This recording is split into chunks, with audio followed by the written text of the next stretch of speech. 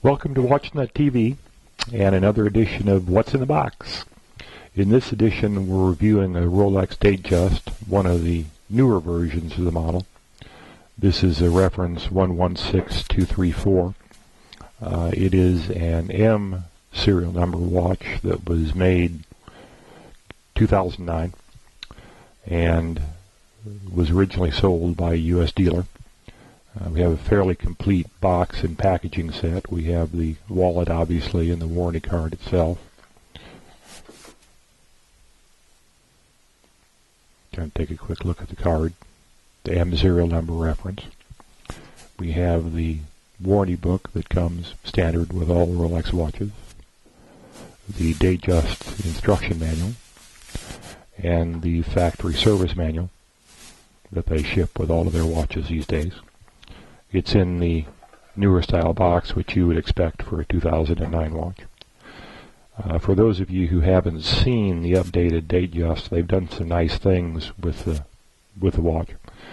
And still the iconic style. I mean, the fluted bezel, in this case a fluted white gold bezel, and the Jubilee bracelet are just iconic in watch design history in the last 30 years.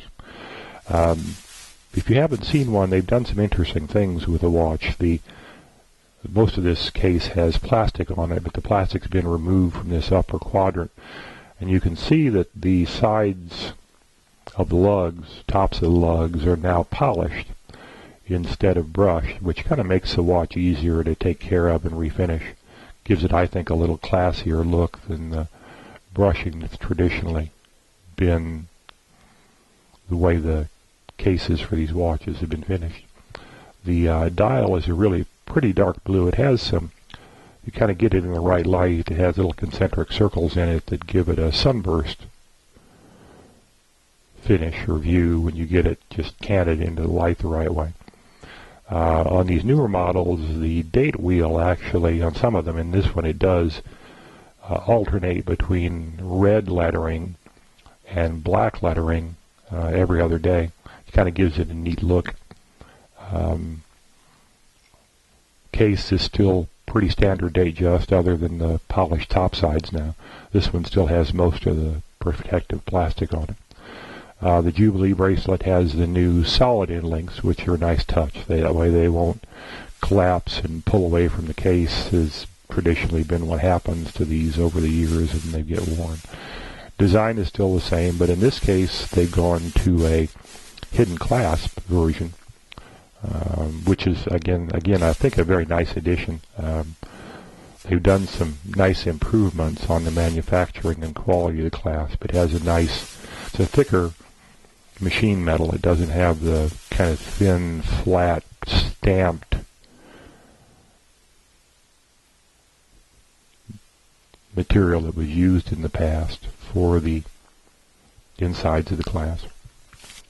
Again, coming around, this watch does have most of the protective plastic still on it. Plastic's gone from this side. It is on the back. It's just seen some handling in the shop, I think, is all. And other than that, it really doesn't exhibit any characteristics at all to where it still has the proper hang tags and things attached to it.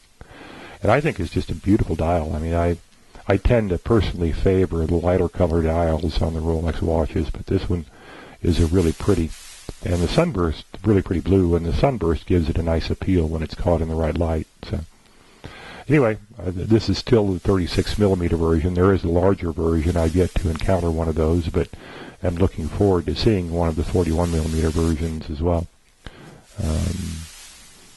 Either way, they still use the standard 31-35 time-tested movement, which is one of the better movements that Rolex has ever done. So, this watch is for sale at watchnut.com.